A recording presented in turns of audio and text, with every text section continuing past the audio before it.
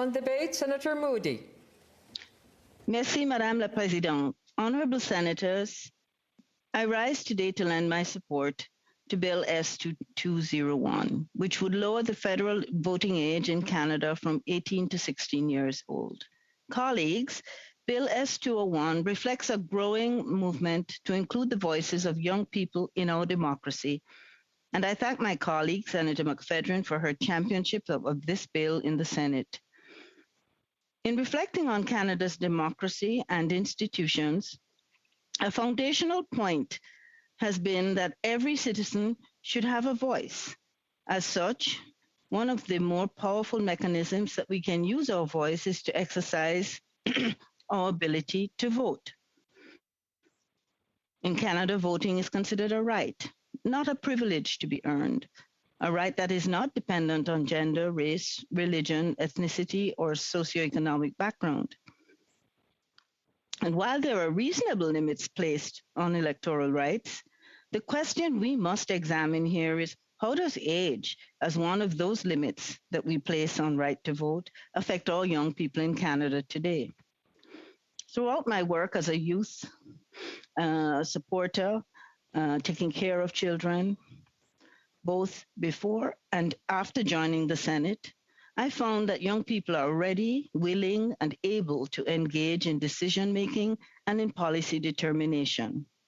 As Senator McPhedran has mentioned in several of her speeches on this topic, and today again, 16 and 17-year-olds already have the capacity to gain employment, pay taxes, drive, join the military, give sexual consent, marry, and have children. If we are already trusting young people with these responsibilities and rights, I would also argue that they are ready and able to assume the right to vote, and that they are ready to assume the right to influence policy and to participate in a parliamentary process that directly impacts their own lives. Importantly, this movement to give 16 and 17-year-olds the right to vote here in Canada is being led by young people across Canada, not by Senator McPhedran and myself or by other colleagues in the Senate, not by professional groups or youth advocates, but by youth themselves. Their voices are engaging in this discourse. They are clear, they're decisive. Let me give you some examples. I quote two young women who are litigants in the court challenge for the Ontario Superior Court of Justice case regarding the unconstitutionality of the voting age. First, I quote Amelia Penny Crocker, a 16-year-old from Halifax, who says, quote, "Youth are the future, but as it stands, we can't vote for who gets to shape that future, and particularly in this unprecedented climate crisis. Lack of youth voting rights mean that we are not able to have a future at all." Similarly, Katie Yu from Iqaluit also says, quote, "Our voices should not be ignored as we know what actions are needed to address these issues and better the world for future generations. And we are already making change in many ways." Colleagues, our youth are eloquent. They're confident, and they're firmly asking to be included in our democratic process. They're asking to be consulted.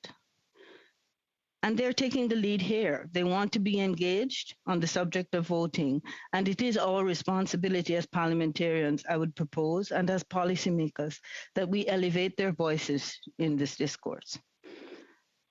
Let us consider in more detail the constitutionality of the current voting age from the perspective of youth themselves, which is the basis of the Ontario Superior Court of Justice Court Challenge.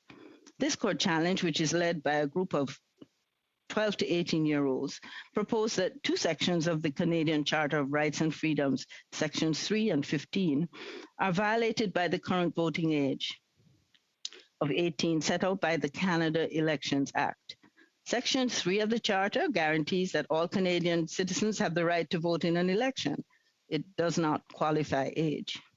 Section 15 highlights that all individuals are equal Before and under the law guarantees every individual the right to equal protection and benefit of the law without discrimination based on race, national or ethnic origin, religion, gender, mental and physical disability, or age.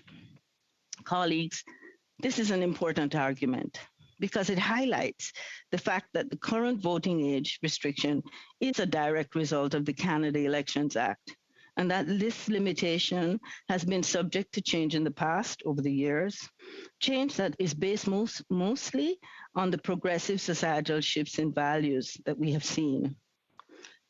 In truth, progressive enfranchisement, or the broadening of voting entitlement, has been a distinct part of the growth of our democracy, as we have continually expanded our definition of the rights of the citizen. And while we have reflected on those, we have also reflected on who should remain excluded from this form of civic, political, and social participation. And in this reflection, we continue to fail our youth.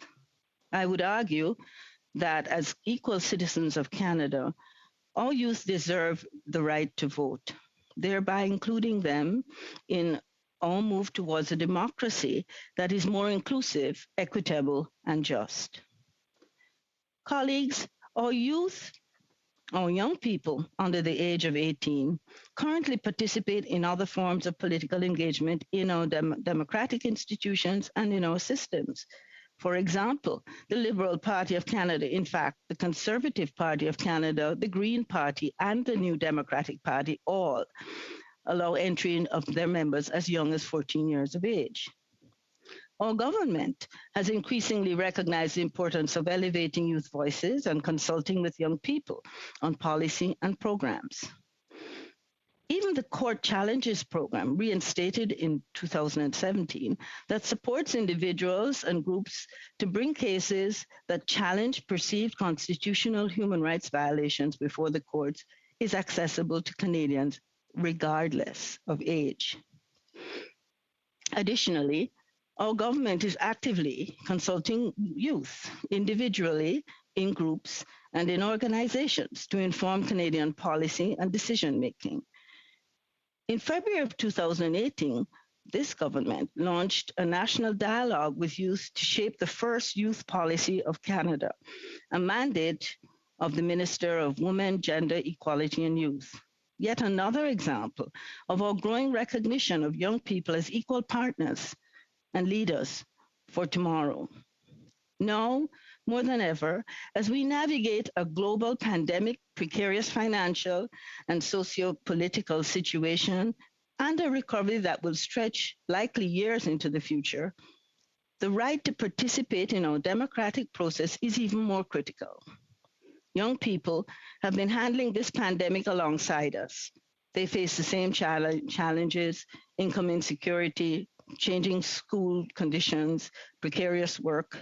Young people have risen to the occasion on multiple fronts, working frontline jobs, keeping service industry businesses staffed, actively engaging and advancing our democracy.